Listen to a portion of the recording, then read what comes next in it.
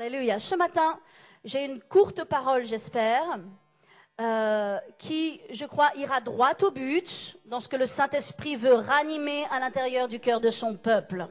Vous savez, Dieu veut toujours ranimer des choses à l'intérieur de nous.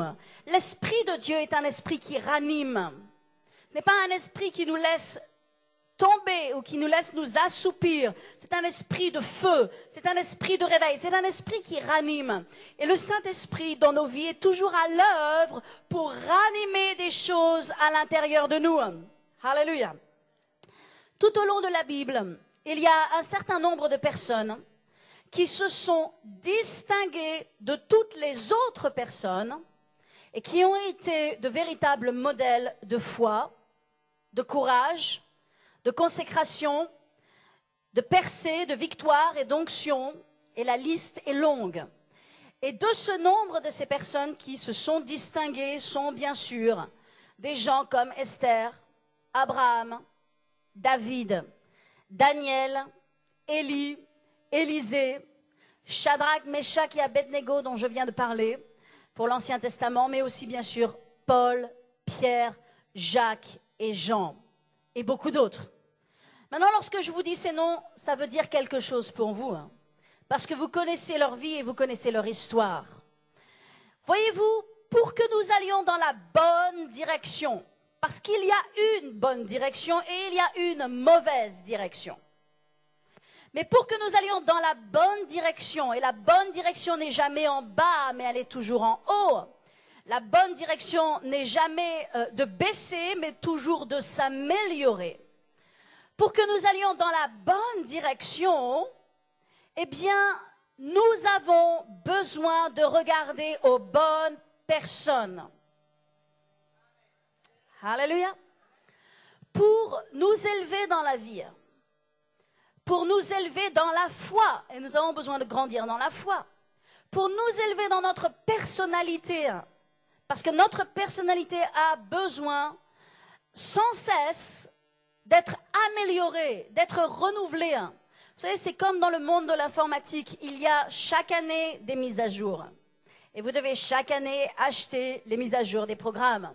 Eh bien, dans notre personnalité, il y a aussi chaque année, il y a constamment des mises à jour à faire. Parce que nous ne sommes jamais arrivés et parce que nous avons besoin de nous améliorer. Et quand bien même vous trouvez que vous êtes une personne extraordinaire, vous êtes bien loin de ce que vous pourriez être. Nous sommes tous bien loin de ce que nous pourrions devenir. Parce que dans l'amélioration, il n'y a pas de limite. Il n'y a pas de plafond. Nous pouvons toujours nous améliorer. Et nous pouvons toujours devenir meilleurs. Alléluia. Et pour vivre de vraies améliorations et de vrais changements dans notre caractère, dans nos habitudes et dans notre style de vie, pour cela, nous avons besoin d'avoir les bons modèles devant nos yeux. Est-ce que vous êtes d'accord avec moi ce matin? Ça veut dire que dans votre vie, il doit y avoir, homme ou femme, indépendamment du sexe, indépendamment de la nationalité, indépendamment de l'âge, dans votre vie, il doit y avoir des hommes et des femmes qui vous inspirent. Il doit y avoir des personnes qui vous font rêver. Et je ne parle pas des gens qui sont dans les magazines Voici, ou Voilà, ou je ne sais quoi. Non, non, non. Je ne parle pas de cela. Il doit y avoir des gens devant vos yeux qui vous font avancer. Et s'il n'y a pas de modèle dans votre vie, s'il n'y a pas des gens que Dieu a placés dans votre vie pour être des modèles, pour être des gens qui sont au-dessus de vous, vous n'irez nulle part. Vous n'irez nulle part. Vous serez satisfait de ce que vous êtes, satisfait de là où vous êtes, vous vous trouverez très bien, et vous serez dans un état de satisfaction qui n'est pas une bénédiction. Parce que nous ne sommes pas censés être dans un état de satisfaction. Nous devons toujours chercher autre chose, chercher mieux, chercher plus haut. S'il n'y a pas de modèle dans votre vie, vous n'irez nulle part. S'il n'y a par contre dans votre vie que des gens, dans votre entourage que des gens qui sont négatifs, qui sont médiocres, qui sont critiques, qui sont toujours mécontents, qui passent leur temps à murmurer, qui passent leur vie à flirter avec le péché, qui sont toujours dans la désobéissance. Si vous avez ce genre de gens autour de vous, tôt ou tard, vous serez comme eux ou vous ferez comme eux. La Bible est claire, la Bible dit les mauvaises fréquentations corrompent les bonnes mœurs. Mais voyez-vous, plus important que les gens qui nous entourent, parce que les gens qui nous entourent, on ne peut pas les expédier sur la lune. Le mari que l'on a, c'est pas parce qu'il est négatif qu'on va changer de mari. Idem pour la femme, idem pour nos parents, on ne va pas changer nos parents parce qu'ils n'ont pas la foi. Donc plus important que les gens qui nous entourent, ce sont les gens à qui nous regardons, qui vont façonner en nous quelque chose. Voyez-vous, Dieu connaît bien l'importance des choses auxquelles nous regardons, des choses que nous prenons comme modèle et comme exemple. Lorsque Abraham était dans sa tente, il n'avait pas de vision, parce qu'il était sous sa tente, accroupi, en train de construire des idoles. Dieu lui a dit, Abraham, sors de ta maison, sors de ta tente, sors de ta patrie et va dans le pays que je t'indiquerai. Abraham avait besoin de sortir et de lever les yeux vers le ciel pour voir comme Dieu voit, pour voir l'immensité et la grandeur de ce que Dieu avait en plan pour sa vie. Et lorsqu'il a vu le ciel, il a vu une myriade d'étoiles. Et lorsqu'il a vu le sable, il a vu la postérité que Dieu lui offrait. Mais pour cela, il fallait qu'il sorte de sa tente, qu'il sorte de là où il positionnait ses yeux. Ses yeux n'étaient pas positionnés sur la bonne chose. Et moi, je vais vous dire une chose. Nous passons probablement 90% de notre temps à ne pas regarder aux bonnes choses. Nous sommes infiltrés de toutes parts par des rapports négatifs. Tout ce que nous entendons à la radio, à la télévision, les gens que nous côtoyons sont tous des apports négatifs qui font que nous ne regardons pas aux bonnes choses. Mais pour obtenir de Dieu et pour changer, il nous faut placer nos regards. Il nous faut placer nos regards sur ceux qui sont devant nous, sur ceux qui sont au-dessus de nous, sur ceux que Dieu place devant nous comme modèle. Alléluia. La question ce matin que j'aimerais vous poser et que le Saint-Esprit aimerait vous poser, qui est là pour ranimer justement les bonnes choses dans votre cœur, cette question c'est à quoi regardez-vous? Pas maintenant, mais dans votre vie, dans votre semaine, lorsque vous n'êtes pas à l'église. Sur quoi se portent vos regards?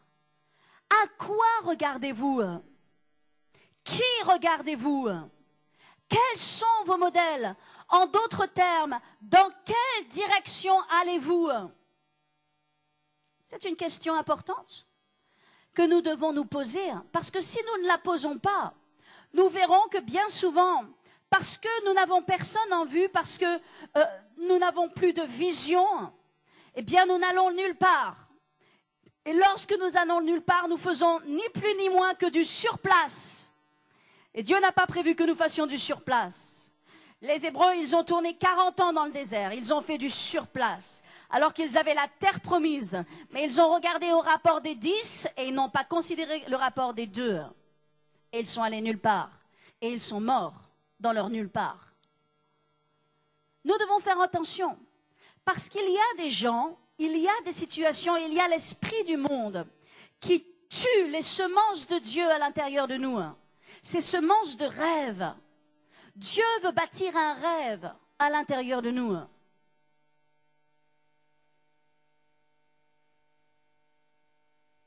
Mais pour cela, vous devez regarder aux bonnes personnes. Il y a des gens qui ont influencé ce ministère. Il y a eu des gens qui ont été des pères dans ce ministère, qui ont été des modèles et qui le sont toujours. Des exemples, je pense à notre cher Dr. Lester Sumrall, n'est-ce pas? à des gens, quand bien même ils sont partis vers le Seigneur, ils sont toujours des modèles. Ils sont toujours des gens à qui nous regardons. Le pasteur John Austin a été aussi un père de cette maison-là. Ce sont des gens sur lesquels nous avons encore aujourd'hui les regards. Ce sont des pères dans la foi.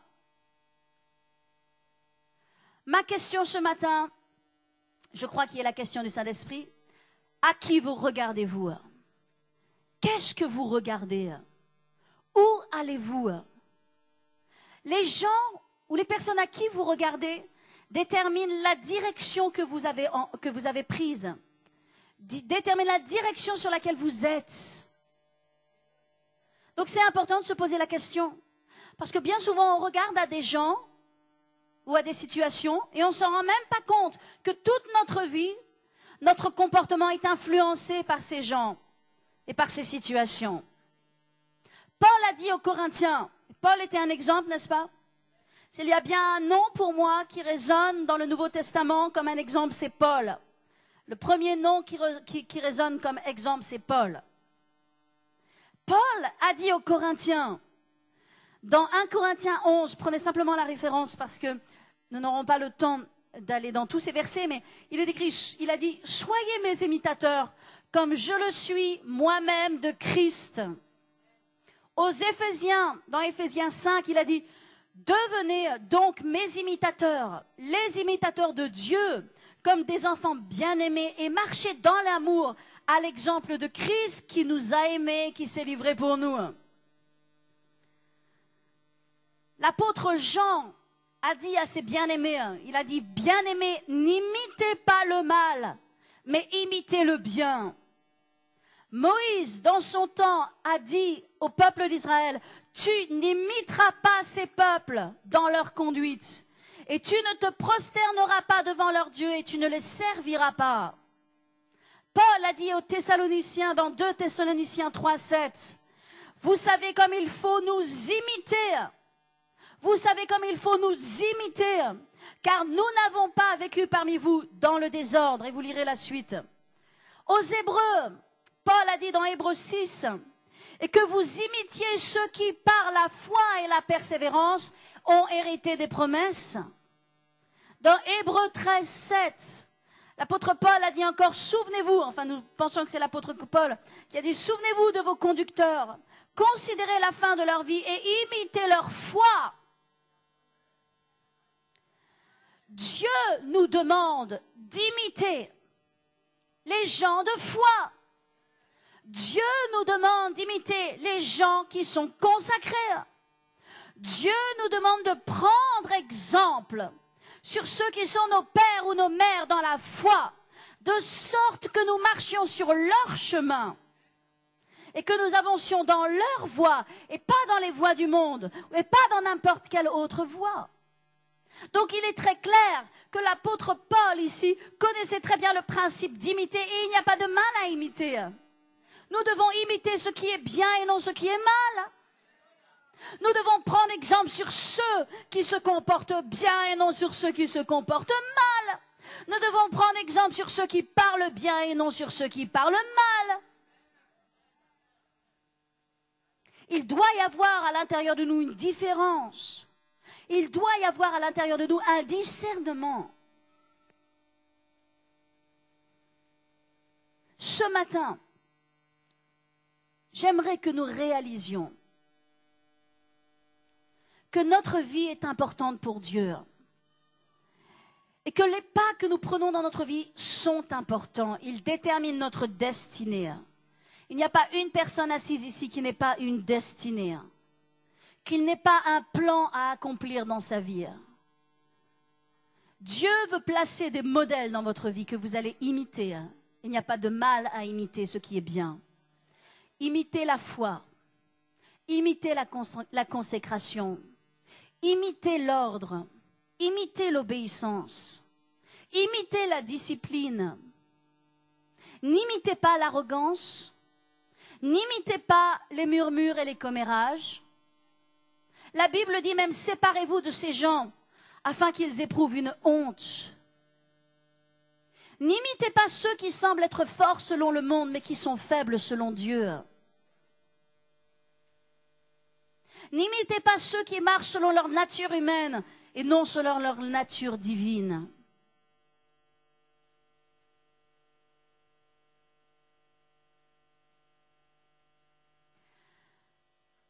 Ce matin, j'aimerais vous partager rapidement 5 points. 5 points sur un homme qui est incontestablement un exemple. Et lorsque je lis à son sujet, mon cœur vibre, mon cœur brûle. Et mon cœur brûle de la bonne façon. Parce que je me dis, cet homme-là, il est tout ce que j'aimerais être. Il est tout ce que je voudrais être. Il est tout ce que nous devrions tous être. Et cet homme, c'est bien sûr le grand roi David. Combien d'entre vous aimez le roi David? Je vous dis, peuple de Dieu, je vous encourage à lire à propos de David. Lisez, retournez dans Samuel. Lisez à propos de l'histoire de David. David reste et restera toujours un immense exemple pour vous et moi. Au travers des siècles, au travers des peuples, des temps, des nations, l'exemple de David a toujours été un exemple extraordinaire. Tout le monde s'accordera sur le fait que David a été un homme exceptionnel, que David a été un homme unique, que David a été un homme extraordinaire, que sa vie, que son histoire, que son cœur, que son attitude étaient hors du commun. Et pourtant, David n'était pas différent de vous et moi. Mais David avait des choses à l'intérieur de lui. Et voyez-vous, dans la vie, nous devons bâtir sur les bons fondements. Nous ne pouvons pas espérer avoir une magnifique maison et vivre dans une magnifique maison en commençant par construire le toit de cette maison. Non, nous pouvons espérer vivre dans une très belle maison si nous en bâtissons les fondements. Il en est de même dans notre vie. Si vous bâtissez les bons fondements dans votre vie chrétienne, dans votre personnalité, dans votre cœur, dans votre nature, dans ce que vous êtes intérieurement, vous en mangerez les fruits. Vous en aurez la bénédiction qui découle. Mais si vous commencez à construire tout de travers, si vous voulez les positions et les responsabilités sans avoir commencé par le début du processus, tout partira en échec. Tout finira au fond d'un trou. Parce que lorsque l'on construit une maison sur le sable, elle ne peut pas tenir. Elle ne tient que si elle est construite sur le roc et si elle a de bons fondements. Si votre vie n'a pas les bons fondements, alors repartez du départ et reprenez les fondements de votre vie et reconstruisez chacun de ces fondements, chacun de ces piliers à sa place, de sorte que votre bâtisse soit forte et que ni le vent, ni les tempêtes, ni quoi que ce soit ne viennent la détruire. Mais si vous avez bâti à l'envers, votre œuvre sera détruite. Ce n'est pas moi qui le dis, c'est la parole de Dieu qui le dit. Donc j'aimerais vous parler de David et d'un modèle évidemment à suivre, n'est-ce pas? David, qui au travers de sa vie a été tellement exemplaire. Et je vais vous partager 5 points rapidement à propos de David. Est-ce que vous êtes avec moi? Est-ce que vous êtes vraiment avec moi? Et si je devais donner peut-être un titre à ce message, je dirais « Désirer être comme David ». Et je vous le dis, désirer EZ, désirer, aspirer, chercher à être comme David. Alléluia. Maintenant, j'aimerais vous dire quelque chose à propos du fait de désirer. Nous avons des désirs. Vous avez des désirs, n'est-ce pas? Et quand je parle de désir, je m'adresse bien sûr à de bons désirs. Je crois que vous avez de bons désirs. Et vous savez, le dimanche, particulièrement le dimanche, lorsque vous asseyez dans la maison de Dieu, l'Esprit de Dieu vous parle. Et lorsque l'Esprit de Dieu vous parle, quel que soit le prédicateur, c'est le Saint-Esprit qui vous parle. Et en fait, il y a des choses qui remuent à l'intérieur de vous, n'est-ce pas? Et ces choses ne remuent pas là. Ne remue pas dans votre tête. Si vous deviez identifier où est-ce que le Saint-Esprit vous parle, où est-ce que les choses remuent, c'est là. Parce que c'est là où sont nos désirs. C'est là où est l'Esprit de Dieu. Et c'est là où Dieu nous parle. Donc chaque dimanche, lorsque vous recevez la parole de Dieu, vous recevez un désir de Dieu. Vous recevez un désir de prière ou de plus de prière. Vous recevez un désir de louange ou de plus de louange. Vous recevez un désir de sainteté ou un désir de consécration, quelle que soit la chose que le Seigneur est en train d'adresser dans votre cœur. Et même lorsque je vous parle, Dieu est en train de susciter un désir à l'intérieur de nous. Et la Bible dit que Dieu crée en nous le vouloir et le faire. Et donc ces bons désirs viennent de l'Esprit de Dieu. Mais mes amis, il y a deux niveaux. Il y a le niveau du désir et il y a le niveau du faire. Et ces deux niveaux sont deux niveaux très différents. Dieu place en vous le désir, mais vous devez faire le faire. Or, énormément de chrétiens reçoivent la parole le dimanche matin et le dimanche après-midi et rentrent chez eux avec un énorme potentiel de désir. Ils étaient venus bien souvent sans désir et ils ressortent avec un désir que Dieu a placé dans leur cœur, mais ils s'arrêtent au stade du désir et ne montent pas au stade du faire. Ce qui veut dire, en d'autres termes, que nous ne devons pas nous arrêter à désirer. Bien sûr que nous devons désirer. Désirer est très important. Nous devons désirer la présence de Dieu. Nous devons désirer être un serviteur, une servante de Dieu. Nous devons désirer ressembler à David. Nous devons désirer ressembler au modèle que Dieu place dans notre vie. Mais désirer ne le fera pas. Désirer ne suffit pas. Il faut faire. Peu de chrétiens, beaucoup désirent, tout le monde désire. Peu de chrétiens font. Et je vous mets au défi. Je vous challenge. Dieu met des désirs dans votre cœur. Il faut passer au stade de faire. Sinon, vous vous trompez vous-même. L'apôtre Jacques a dit dans ce passage que vous connaissez bien, dans Jacques 1, 22, il est dit, mettez en pratique la parole et ne vous bornez pas à l'écouter. En vous trompant vous-même par de faux raisonnements. Car si quelqu'un écoute la parole et ne la met pas en pratique, il est semblable à un homme qui regarde dans un miroir son visage et qui, après s'être regardé, s'en va et oublie aussitôt comment il était. Mais celui qui aura plongé, et j'aime le mot plongé, parce qu'au début il est écrit que si quelqu'un regarde son visage, il ne nous est pas demandé de regarder, il nous est demandé de plonger nos regards. Il est dit, mais celui qui aura plongé ses regards, plongé ses regards, plongé ses regards dans la loi parfaite, dans la loi de la liberté, et qui aura persévéré, n'étant pas un auditeur oublieux, mais se mettant à l'œuvre, celui-là sera heureux dans son activité. Est-ce que je peux avoir un amen, alléluia, pour la parole de Dieu? Celui-là sera heureux dans son activité. Ça veut dire que celui-là jouira des fruits, mangera le fruit. Donc nous devons désirer, mais pas seulement désirer, nous devons devenir. Alléluia. David, 5 caractéristiques à propos de David, 5 qualités qui ont été des critères de choix et de sélection de la part de Dieu. Dieu a vu un peuple, Dieu a vu une nation, tout Israël, mais les yeux de Dieu se sont portés sur David. Pourquoi? Pourquoi?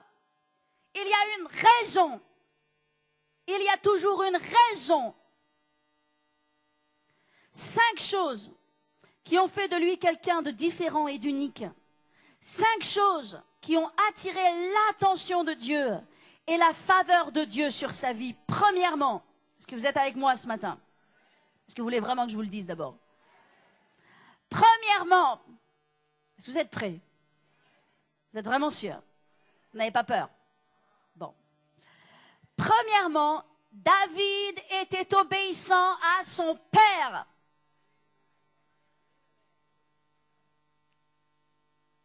Vous êtes sûr que vous êtes prêts? Vous êtes sûr que vous n'avez pas peur? Que le Saint-Esprit vous parle. Je prie que le Saint-Esprit vous parle. Nous vivons dans un monde où tout le monde aime faire ce qu'il aime faire. Et les chrétiens n'en sont pas exempts.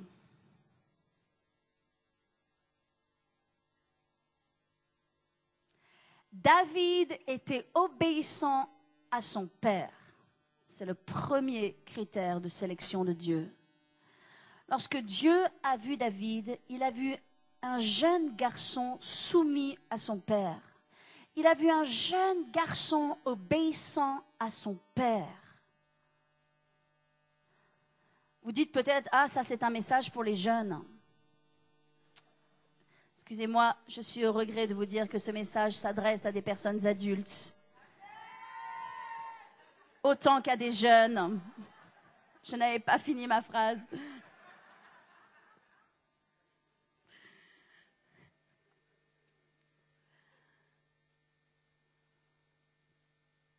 Aujourd'hui, les gens méprisent la valeur de l'obéissance.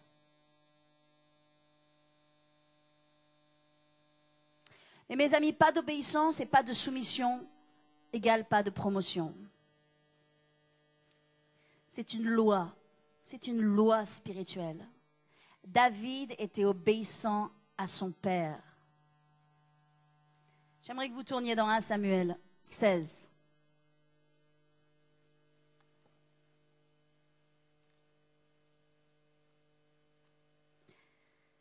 Oh, Jesus, help us.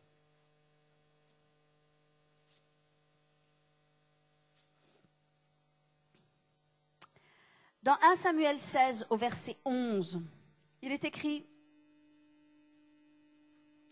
et donc c'est Samuel donc, qui vient dans la maison donc, pour oindre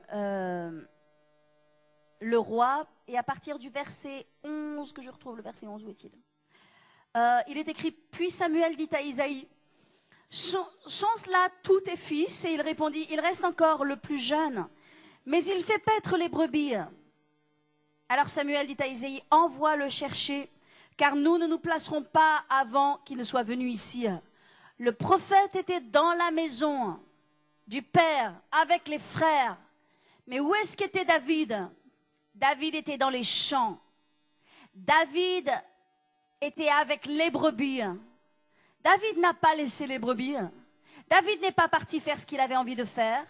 David n'a pas dit, ouais, il y a un super plan, une super fête qui se passe à la maison. Moi aussi, je veux y être. David est resté là où son père lui a dit de se trouver. Regardez au verset 19. Il est écrit, Saül envoya des messagers à Ésaïe pour lui dire, envoie-moi ton fils qui est avec les brebis. Le père de David lui avait donné la responsabilité de prendre soin de ses moutons. David n'a pas discuté l'ordre. David n'est pas allé en traînant les pieds. Ce que son père lui demandait, David le faisait. Il ne le faisait pas avec un mauvais cœur. Il ne le faisait pas en râlant. Il ne le faisait pas en disant « Ah, mais mes frères sont à la guerre. Ah, mais mes frères font des choses importantes. Ah, mais mes frères ont une position plus élevée que moi, et c'était le cas. » Non. David faisait les choses avec un bon cœur, sans aucune arrogance à l'intérieur de lui-même et sans aucune rébellion. Je vais vous dire, l'esprit de ce monde dans lequel nous sommes est un esprit de rébellion. Et quand bien même nous ne voulons pas de cet esprit de rébellion, que nous savons que cela vient de l'ennemi, il y a des influences de rébellion qui viennent contre nous. Le diable est un esprit de rébellion.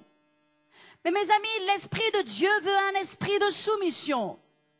Soumission à la parole de Dieu. Soumission à ses leaders. Soumission à la vision. Soumission au plan et au but de Dieu. La clé de la réussite, c'est la soumission et l'obéissance. J'aimerais vous dire, la soumission et l'obéissance n'est pas un gros mot, n'est pas une vulgarité, mais c'est une bénédiction. C'est terrible de commencer sa vie dans l'arrogance. C'est terrible de commencer sa vie dans la rébellion. C'est tellement plus facile de se soumettre. Parce que lorsque vous vous soumettez à Dieu, à son plan, à vos parents, aux autorités que Dieu a placées sur votre vie, lorsque vous apprenez à vous soumettre, eh bien vous n'aurez pas besoin de lutter contre l'esprit de rébellion. Mais les gens qui sont tombés dans la rébellion, quelque rébellion que ce soit, la rébellion lorsqu'ils étaient jeunes, la rébellion aux instructions de leurs parents, la rébellion au système, la rébellion à quoi que ce soit, lorsqu'ils viennent entre les mains de Dieu, ils aiment Dieu de tout leur cœur, mais ils doivent maintenant lutter contre un esprit de rébellion. Et apprendre la soumission, et c'est beaucoup plus difficile d'apprendre la soumission lorsque vous êtes rebellé, plutôt que de se soumettre soi-même. Dans l'obéissance, il y a toujours la bénédiction. Dans l'obéissance, il y a toujours la provision. Dans la désobéissance, il y a toujours les problèmes. Dans la désobéissance, il y aura toujours le salaire du péché. La Bible dit que le salaire du péché, c'est la mort. Dieu ne vous demande pas d'être obéissant pour vous faire du mal. Dieu ne vous demande pas d'être obéissant pour vous enlever des choses. Dieu vous demande d'être obéissant pour votre bénédiction. Maintenant, lorsque les gens sont désobéissants, et rappelez-vous que Adam et Ève ont été désobéissants à la parole de Dieu, nous en avons tous mangé le fruit. Parce que la désobéissance, c'est le péché. Qu'est-ce que le péché? Est-ce que le péché, c'est l'impureté? Est-ce que le péché, c'est la violence? Est-ce que le péché, c'est... Non, le péché à la base, le péché, c'est la désobéissance. Le péché n'était pas de manger le fruit. Le péché, c'était de désobéir à l'ordre de Dieu. Le péché entre lorsque l'on est en désobéissance. Désobéissance à ce que Dieu nous a dit, désobéissance à ce que Dieu nous demande dans sa parole. Mais qu'est-ce que Dieu nous demande dans sa parole? Dieu nous demande de pardonner. N'allons pas chercher au péché et à l'impureté et partir dans des grandes sphères. Commençons déjà par la base. Dieu nous demande de pardonner. Lorsque nous ne pardonnons pas, nous sommes dans la désobéissance. Et lorsque nous sommes dans la désobéissance, nous sommes donc dans le péché. Vous dites, mais je ne suis pas pécheur. Si, tu es pécheur. Tu es dans le péché.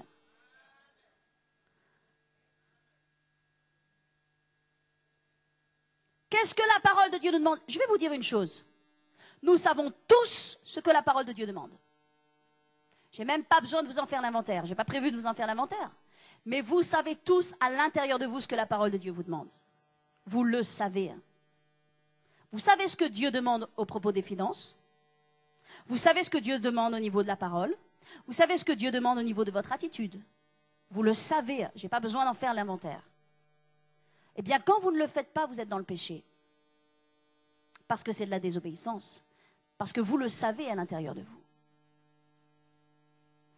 David était obéissant à son père. David était obéissant à son père. Première caractéristique. Deuxième. Est-ce que vous voulez la connaître? Est-ce que vous êtes vraiment sûr? Vous n'avez pas peur? Ok. David aimait les brebis.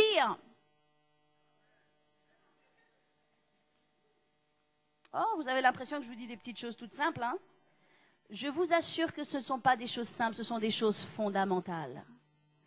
David était obéissant sur ces deux choses, sur ces deux caractéristiques, l'obéissance à son père et l'amour pour les brebis. Dieu a pu bâtir quelque chose de sa vie.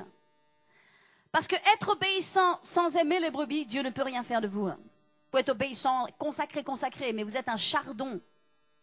Vous avez des épines de tous les côtés, vous ressemblez à un hérisson. Dieu ne peut rien faire avec vous. Matière inutilisable.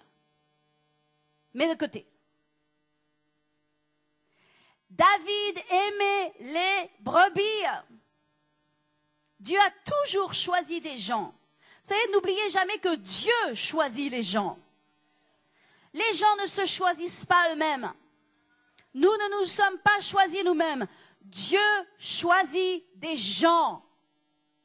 Mais Dieu a toujours choisi des gens, et là je me base particulièrement sur l'Ancien Testament, bien sûr, qui aimaient les brebis.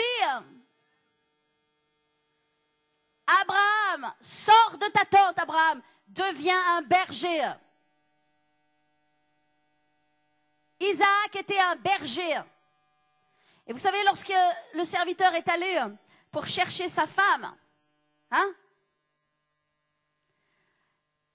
lorsque Abraham a envoyé son serviteur pour chercher une femme à Isaac, il a trouvé sa femme, donc Rebecca, il l'a trouvée au puits, en train de donner à boire aux chameaux, et elle est devenue une bergère. Jacob était un berger. Et où est-ce qu'il a trouvé Rachel et Léa? Il l'a trouvé au puits avec leurs troupeaux parce qu'elles étaient aussi bergères. Moïse est sorti du palais de Pharaon pour devenir un berger dans le désert. Et où est-ce qu'il a trouvé Séphora? Au puits, en train de donner à boire à ses moutons. Dieu choisit et cherche des bergers. Et vous n'avez pas besoin d'être pasteur. Ce n'est pas parce que Dieu ne cherche pas obligatoirement des pasteurs. Mais quelle que soit la position que Dieu veut vous donner, il vous faudra être un berger. Parce que lorsque Dieu donne une position à quelqu'un, elle est toujours en relation avec les gens. Toujours en relation avec les gens. Le caractère du berger n'est pas que pour le berger. En d'autres termes, le caractère du pasteur n'est pas que pour le pasteur. Tout le monde doit avoir le cœur du pasteur. Tout le monde doit avoir le cœur du berger s'il veut que Dieu l'utilise. David aimait les brebis. Est-ce que ça vous parle maintenant? Est-ce que vous comprenez? David aimait les brebis. Lorsqu'il y avait la fête dans sa maison, David était fidèle avec les brebis. Lorsque son père l'a envoyé à la guerre apporter des pains et des fromages, David a mis un responsable auprès de ses brebis. Il s'est assuré que quelqu'un allait prendre soin de ses brebis pendant qu'il allait obéir à son père, amener le pain et le fromage. Lorsque David est venu devant le roi, devant Saül, qu'est-ce qu'il a dit à Saül? Regardez dans 1 Samuel 17, 34. Il est écrit, David dit à Saül, ton serviteur faisait paître les brebis de son père, et quand un lion ou un ours venait enlever une, j'arrachais la brebis de sa gueule. Si elle se dressait contre moi, je le saisissais par la gorge, je le frappais et le tuais. C'est ainsi que ton serviteur a terrassé le lion et l'ours. Mes amis, pourquoi David était capable de défendre les brebis? Parce qu'il aimait profondément et sincèrement les brebis. Dieu cherche des gens qui aiment les brebis. Dieu cherche des gens qui aiment les gens, qui n'aiment pas les gens pour eux-mêmes ou pour se servir des gens, mais qui aiment les gens de l'amour de Dieu.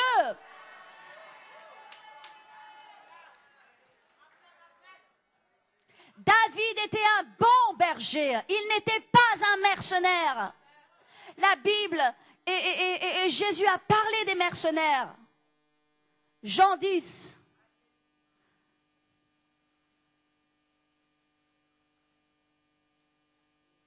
Jean 10 au verset 7, Jésus leur dit en vérité, je vous le dis, je suis la porte des brebis.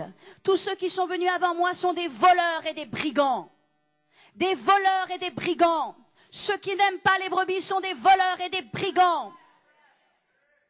Mais les brebis ne les ont point. Écoutez, je suis la porte. Si quelqu'un entre par moi, il sera sauvé. Il entrera, il sortira et il trouvera des pâturages. Le voleur ne vient que pour dérober, égorger et détruire. Moi, je suis venu afin que les brebis aient la vie et qu'elle l'ait en abondance. Jésus se positionnait comme un berger qui aimait les brebis. Il a dit que si même une se perdait, il quitterait les 99 pour aller chercher celles qui s'étaient perdues. Il dit, je suis le bon berger. Le bon berger donne sa vie pour ses brebis. Mais le mercenaire, qui n'est pas le berger et à qui n'appartiennent pas les brebis, il voit venir le loup et qu'est-ce qu'il fait? Il abandonne les brebis et prend la fuite. Et le loup les ravit et les disperse. Le mercenaire s'enfuit parce qu'il est mercenaire. Parce qu'il est mercenaire, et je dirais donc qu'il n'est pas berger, parce qu'il est mercenaire et qu'il ne se met pas en peine des brebis. Je suis le bon berger. David aimait les brebis. Ça, c'est un fondement. L'obéissance au Père, l'amour pour les brebis, pas un amour intéressé. Pas je t'aime pour ce que tu peux m'apporter. Pas je t'aime pour ce que je peux t'utiliser. Je t'aime de l'amour de Dieu. Je veux le meilleur pour toi. Je veux que tu t'élèves. Je veux que tu aies du succès. Je veux que tu entres dans ta terre promise. Je ne te ferai pas de mal. Je ne te grifferai pas. Je ne te donnerai pas des coups de corne. Je ne serai pas un bouc.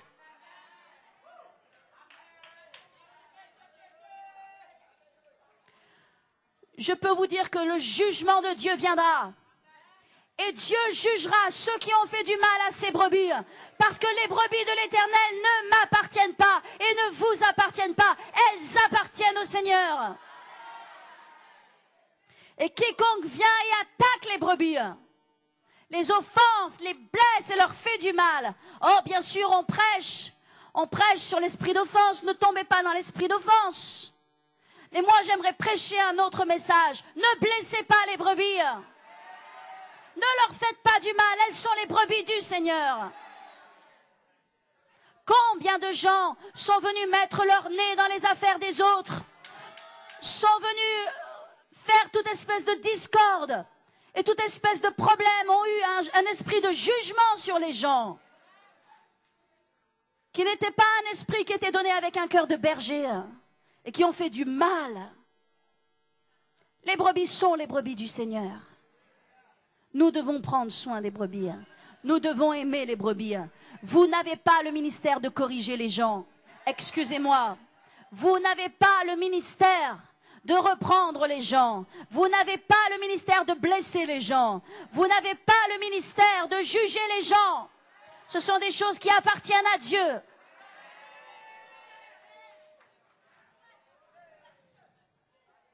Maintenant, je ne dis pas qu'il ne doit pas y avoir de discipline dans la maison de Dieu. Je crois que la maison de Dieu est un lieu de discipline et que les gens qui ne se disciplinent pas ont besoin de changer. Et nous sommes parfois patients avec de nombreuses personnes jusqu'à ce qu'elles changent. Et elles doivent changer. Parce qu'il y a des comportements qui ne sont pas tolérables dans la maison de Dieu. Parce qu'il doit y avoir du respect. Donc on ne peut pas dire Amen, Alléluia pour tout ce que vous pouvez y penser ou imaginer. Est-ce que c'est bien clair? On ne dit pas Amen, Alléluia à tout. Hein. Certains de vos Amen, Alléluia, ce sont de mauvais Amen, Alléluia.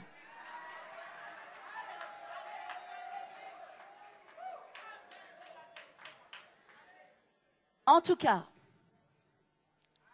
nous devons aimer les brebis. Et nous aimons les brebis. Et David aimait les brebis. Oh, il aimait les brebis, mes amis. Et Dieu a vu cela. Dieu a vu cela. Dieu le voit. Dieu cherche des gens qui aiment les brebis. Alléluia. Maintenant, très très rapidement. Troisièmement, David ne menait pas ses propres combats. David était un homme de guerre. Mais dans aucune des batailles qu'il a combattues, il n'a jamais mené ses propres combats. Ses propres batailles. David combattait les combats de l'Éternel. Mes amis, je ne peux pas imaginer combien nous ne pouvons pas saisir à quel point le cœur de Dieu a été réjoui par un tel homme. Le cœur de Dieu était totalement satisfait par David, parce que son cœur était tellement pur et tellement intègre. Il y avait une telle authenticité à l'intérieur de lui. Il était tellement authentique. tout ce qu'il faisait était fait avec un tel désintérêt personnel, un désintéressement.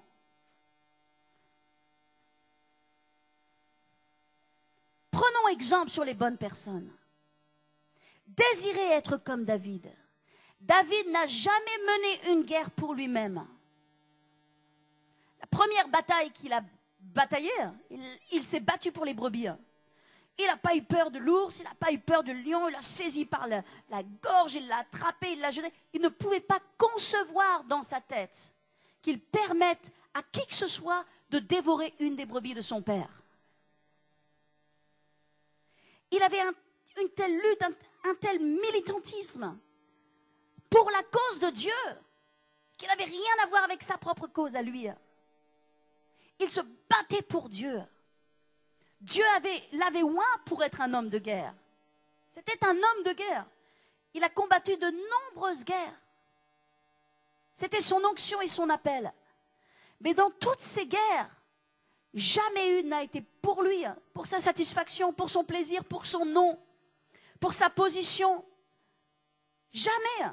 Ça ne l'a jamais même effleuré dans sa pensée. Ça n'a jamais été la moindre de ses motivations.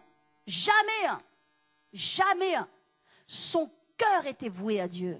Son cœur était donné à Dieu. Il aimait Dieu, il aimait la maison de Dieu, il aimait le peuple de Dieu. Psh. Deuxième bataille de David. Bien sûr, vous la connaissez, c'est la bataille avec Goliath. Lorsque David est allé sur le champ de bataille amener ses pains et ses fromages, et qu'il a entendu ce Philistin blasphémer et proférer des paroles contre le Dieu d'Israël, mes amis, ça l'a courroucé. Ça l'a caressé dans le mauvais sens du poil. Ça lui a redressé le poil. Pourquoi? Parce qu'il était un fervent défenseur du peuple de Dieu. Un fervent défenseur de la maison de Dieu. Il ne pouvait pas supporter que l'on dise un mot contre le peuple de Dieu. Un mot contre l'Éternel des armées, son Dieu. Mais mes amis, ça doit réveiller quelque chose à l'intérieur de nous. Ça doit susciter de bons désirs à l'intérieur de nous. Alors David a dit, du haut de son jeune âge, avec ses petits bras sans muscles, avec son corps qui n'était pas un corps de guerrier, il a dit, qui est ce Philistin, cet incirconcis, pour oser blasphémer et proférer contre l'Éternel, mon Dieu? Moi j'irai. Tout le monde était dans les collines et tout le monde tremblait.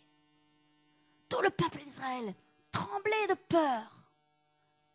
Mais mes amis, il n'a pas eu peur. Il a eu confiance en Dieu. Et il n'avait qu'une motivation, c'est de détruire tout ce qui allait s'opposer au peuple de Dieu, à la volonté de Dieu et au plan de Dieu. Dieu était le centre de son désir. Alléluia. Tournez avec moi dans 1 Samuel 23. J'aimerais que vous voyiez jusqu'à quel point David ne se battait pas dans ses propres combats, ne luttait pas dans ses propres batailles, mais il combattait entièrement, complètement, vraiment corps et âme dans les batailles de l'Éternel. Tout ce qu'il faisait n'était pas pour lui-même ou pour un nom ou pour qui que ce soit, il le faisait entièrement pour Dieu. 1 Samuel 23, nous sommes à propos de la délivrance de Keïla. À ce moment-là, Saül a été jaloux de David. David a gagné contre Goliath. Les femmes sont parties dans les rues, elles ont dit, oh, vous savez ce qu'elles ont chanté, elles en ont donné 1000 à Saül et 10 000 pour David. Oh, Saül a été menacé. Il s'est senti menacé et il a commencé à être jaloux contre David. Et donc sa jalousie a été tellement terrible qu'il a voulu le tuer. Vous savez, dans la jalousie, il y a toujours un esprit de meurtre. Pourquoi nous devons faire attention à la jalousie? C'est un esprit que nous devons arrêter le plus tôt possible dans nos cœurs et dans nos vies, ne jamais être jaloux de qui que ce soit, parce que dans la jalousie, il y a le meurtre et dans la jalousie, il y a Satan lui-même. Donc, Saül s'est totalement abandonné à cet esprit de jalousie. Et voici que, donc, il va lancer le javelot contre David. David est obligé de se sauver pour épargner sa vie. Et David laisse tout. Il laisse sa maison, il laisse sa femme, il laisse toutes ses possessions, il laisse sa famille, il n'aura plus de contact avec son père. Il s'enfuit littéralement. Vraiment, il sauve sa peau et il part dans cette situation. Et dans cette situation où il est dans une situation de fuite, où il s'est caché dans la caverne d'Adullam, il y a 300 hommes qui sont venus le rejoindre. Bon, je ne vais pas expliquer sur ces 300 hommes, mais enfin bon. Et donc, il est là et il a une petite équipe autour de lui. Et il entend que les Philistins sont venus envahir la ville de Keïla. La ville de Keïla qui appartient au royaume de Saül, qui n'est pas une ville des Philistins ou une ville des Amoréens ou une ville des... Non, non. C'est une ville qui appartient et qui est sous le règne et sous l'hégémonie de Saül. Et David, regardez dans 1 Samuel 23, on vint dire à David, voici les Philistins ont attaqué Keïla et ils pillent les airs. David consulta l'Éternel en disant, irai-je et me battrai-je avec ces Philistins? Voyez-vous, David aurait pu dire, oh ben cette ville, moi, Saül, il me fait la guerre. Hein. D'abord, j'ai pas intérêt à me montrer. Je mets ma vie en danger. Deuxièmement, c'est pas mon combat. C'est le combat de Saül. C'est qui le roi? C'est Saül. C'est qui a les armées? C'est Saül. David n'a pas pensé comme cela. David a pensé, ça c'est une ville qui appartient à l'Éternel. Est-ce que vous voyez la différence? Il n'a pas pensé, c'est une ville qui appartient à Saül, Saül qui est mon ennemi. Il a pensé, ça c'est une ville qui est la propriété de l'Éternel. Les Philistins sont venus faire du mal à ce qui appartient à l'Éternel. Et il a dit, moi j'irai. Et il est allé avec son équipe et ils ont mené une grande défaite contre les Philistins.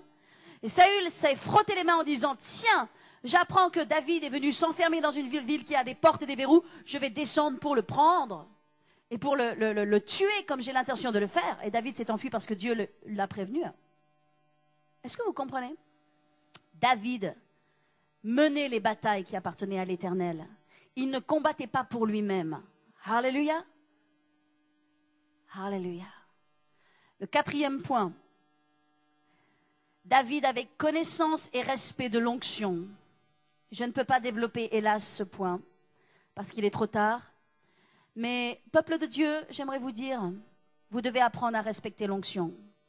Si vous ne voulez pas tomber sous le jugement de Dieu, si vous ne voulez pas qu'il y ait un jugement dans votre vie, vous savez, on ne parle pas souvent du jugement, on parle souvent de la bénédiction. Le jugement fait aussi partie de la Bible. Il y a des choses auxquelles vous ne devez pas toucher. Vous ne devez jamais parler en mal contre un serviteur de Dieu. Il y a des gens qui s'amusent à faire des sites internet pour parler en mal de serviteurs. Des chrétiens, je ne parle pas des gens du monde, que les gens du monde nous prennent pour de la balayure, il n'y a pas de souci pour cela. Vous comprenez? Mais que les chrétiens attaquent l'onction, que les chrétiens viennent s'opposer à l'onction, que les chrétiens parlent en mal de leur pasteur. Je vous le dis dans le nom de Jésus. Le jugement de Dieu tombe même sur les chrétiens. Et ça, c'est une chose auquel il ne faut jamais toucher. S'il y a bien une chose auquel il ne faut jamais toucher, c'est bien à l'onction. Ne regardez pas les serviteurs de Dieu comme étant des gens qui sont proches de vous. Et parce qu'ils sont proches de vous, vous pensez que vous pouvez dire ou penser ou parler n'importe quoi. Les gens que Dieu a choisis sont aussi les gens que Dieu a oints. Ils ne portent pas leur propre onction, ils portent l'onction de Dieu. Et lorsque vous touchez à un serviteur de Dieu et que vous parlez en mal, ou que vous vous opposez, ou quoi que ce soit que vous fassiez, à l'encontre d'un serviteur de Dieu, c'est contre Dieu lui-même que vous luttez. David le savait. Jamais il n'a porté la main sur loin de l'Éternel qui était Saül, qui était probablement le plus perverti, avec le cœur le plus mauvais qui soit, mais qui portait l'onction. Et il a toujours dit, Seigneur, ce n'est pas moi qui le toucherai. S'il y a un jugement, c'est toi qui le jugeras. Mais gare à moi de porter la main sur le oint de l'Éternel. Je vous dis, peuple de Dieu, désirez être comme David, jamais ne touchez l'onction. Jamais ne vous opposez à l'onction. J'ai vu des chrétiens tomber sous le jugement de l'onction. J'ai vu parce qu'ils avaient touché à l'onction. J'ai vu leurs enfants avoir des maladies. J'ai vu des situations terribles se produire parce que leur langue avait trop bavé. Faites attention. Faites attention. David connaissait trop l'onction pour pouvoir dire un mot contre Saül. David aimait et respectait trop l'onction et il la connaissait pour savoir qu'il ne pouvait pas y toucher impunément. Et le 5e point, alléluia, David aimait Dieu par-dessus tout. Je vais terminer avec cela. Chacun des points que je vous ai dit, le premier point, David obéissait à son père. Le 2e point, David aimait les brebis. Le 3e point, David ne menait pas ses propres combats. David connaissait l'onction. 4e point, il la respectait. Et le 5e point, David aimait Dieu par-dessus tout. Ce 5e point couvre tous les autres points. L'amour de Dieu, l'amour de David pour Dieu était immense. C'est pourquoi je vous dis, nous avons besoin de grandir dans l'amour pour Dieu. Nous n'avons pas atteint. Nous avons besoin de grandir dans l'amour pour Dieu. Nous ne sommes pas aujourd'hui là où nous devrions être. Nous avons besoin que le feu de Dieu tombe sur nous. Et lorsque nous chantons « Brûle en moi et brûle en moi », et « Brûle en moi et brûle en moi », et « Brûle en moi et brûle en moi », je ne sais pas comment vous faites, mais peu importe, j'aimerais que vous pensiez à ce que vous chantez. Parce que l'onction de Dieu et le feu de Dieu a besoin de brûler en vous. Bien plus qu'il ne brûle aujourd'hui. Pensez peut-être que vous êtes un héros de la foi. Pensez peut-être que vous êtes un héros de l'amour pour Dieu. Moi, je vous dis non. Vous n'en êtes pas un. Mais vous avez besoin d'en devenir un. Et si vous continuez dans cette direction et dans cette bonne voie, vous allez en devenir un. Alléluia. Aimez Dieu de tout votre cœur. Servez-le de tout votre cœur. Obéissez-lui même quand votre chair vous dit non. Même lorsque ça vous fait mal, choisissez d'obéir à Dieu. Choisissez de vous soumettre à Dieu. Choisissez de suivre Dieu. Et Dieu vous récompensera. Fermons nos yeux. Alléluia.